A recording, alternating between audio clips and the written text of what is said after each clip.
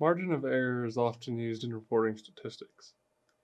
It measures the maximum expected difference between the true population parameter and the sample estimate of that parameter at the specified probability. In other words, margin of error shows the maximum expected difference between the estimate of some parameter x based on a random sample that we draw and the actual value of the parameter that we are interested in.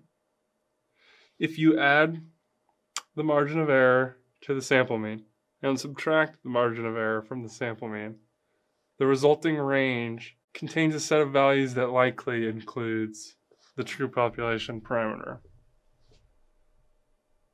If we were to repeat a survey thousands or millions of times, we would get different confidence intervals based on who was in each sample and how many people were in each sample.